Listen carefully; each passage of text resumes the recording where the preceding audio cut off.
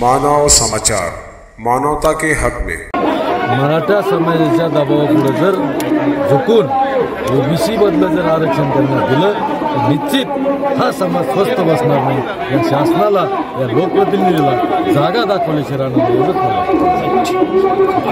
प्रल्हाद कीर्तन जे समाजासाठी या ठिकाणी पोषण करत आहे, अशी आज आमची चर्चा झाली। याच्या अगोदर आमच्या सहकाऱ्यांची या ठिकाणी त्यांच्याशी चर्चा झाली। त्यांचा जो विषय आहे तो विषय आपण वरिष्ठां पातळीपर्यंत पोहोचवला, कारण त्याच्यावरचा जो निर्णय आहे तो काही या पातळीवरचा नाही। शासन याच्यामध्ये जो निर्णय घेईल तो निर्णय सगळ्यांसाठी बाध्य, आमच्यासाठी बाध्य असेल तसा त्यांच्यासाठी। परंतु आमची एक विनंती त्यांना अशीच होती की प्रकृतीची हेळसांड व्हायला नको, किंवा आपल्या जीवाशी आपण खेळणं योग्य नाही। ज्या गोष्टी आपल्याला करायच्या आहेत किंवा जे आंदोलन करायचं हे सनदशीर मार्गानेच व्हायला पाहिजे, अशी आम्ही त्यांना विनंती केलेली आहे व आमच्या विनंतीला ते कसा प्रतिसाद देत आहे।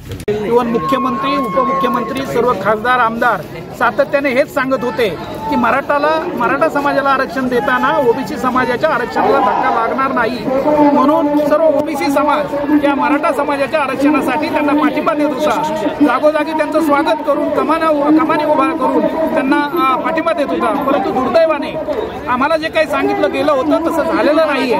ओबीसी समाजाच्या आरक्षणाला त्या ठिकाणी धक्का लागलेला आहे आणि हा धक्का लावत असताना असं जाणवलं की शासन जे आहे तर हे मराठा समाजाच्या झुंडशाहीला नमलं आहे आणि ज्या स्पीडने त्यांच्या मागण्या मान्य केलेल्या आहेत किंवा सध्या करत आहेत, स्पेशल अधिवेशन बोलवलेलं आहे, ते पाहता हे महाराष्ट्र शासन हे पार्शियल आहे असं आम्हाला सगळ्यांना वाटतंय। याच्यामधून निश्चितच आमच्यावर अन्याय होईल असं दिसतंय आणि त्यासाठीच आम्ही आजचा हा आंदोलनाचा लढा उभारलेला आहे। आणि जर शासनाने आमच्या मागण्या मान्य केल्या नाही, आमचं आरक्षण वाचवलं नाही, तर हे अशा प्रकारचे आंदोलन फार मोठ्या प्रमाणात तीव्रपणे केले जातील। आणि कार्यकर्त्यांनी सांगितलंय की बाबा 10% शैक्षणिक मध्ये आरक्षण देऊ, असं काही ठराव पारित बघितलं नाही। परंतु मराठा समाजाचे जे आंदोलन करतात जरांगे पाटील, एवढं सरकार त्यांच्या पायावर लोटांगळ्या घेत असताना सुद्धा त्यांचं स्पष्ट मत आहे आम्हाला ओबीसीतूनच आरक्षण पाहिजे। तर ओबीसी सुद्धा मागण्या नाहीत।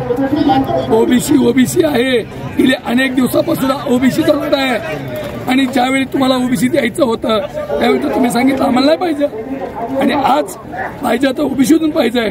अशा प्रकारचा अन्याय आम्ही कधीच सहन करू शकणार नाही। प्रतिक्रिया अजून पुन्हा मागायचा प्रयत्न केला तर म्हणजे एकदा होऊनच जाऊ दे बाबा, असं काही वागू नको। तू मराठा आणि ओबीसी भाऊ आहेत, आपले वावराला वावर, घराला घर, दाराला दार आहेत। आम्ही ओबीसीने इंग्रज हाकून झालेले माणसं आहोत, परंतु इंग्रजाला आम्ही वनावर राज्य करून न देणार आम्ही वनातला वनाचा द्या। त्यामुळे ही भाषा जरांगे पाटील साहेब तुम्हाला सोबत नाही। माझ्या गावापासून तुम्ही की हाकेच्या म्हणजे 3 किलोमीटर अंतर आहात, मला माहीत आहे, तुम्हाला नॉलेज आहे, तुमचे कष्ट आहे, सामाजिक कार्य आहे। परंतु बोलताना तर तारुण्य पाळा आणि गरीब जातीतल्या माणसावर आणि जातीवर असलं काही बोलणं तुम्हासारख्या हुशार माणसाला ते वाटत नाही। त्यामुळे मी भगवान बाबाच्या सांगशीनं श्री क्षेत्र भगवानकडे मी तुम्हाला विनंती करतो की ओबीसीचं आरक्षण मागू नका आणि ते तुम्हाला मिळणार बी नाही। आणि वरून जे तुम्हाला 10% 13% द्यायचं आज अधिवेशनामध्ये सांगितले मुख्यमंत्री साहेबांनी, तुमची सगळी तरतूद केली आहे, परंतु तोही आमच्या ओबीसीचाच तोटा आहे आणि तेही आरक्षण आमच्या ओबीसीतलेच तुम्ही दिलं आहे। आणि वरून सांगता की ओबीसीवर अन्याय होणार नाही, मग तुम्ही कुणबी प्रमाणपत्र थांबवा।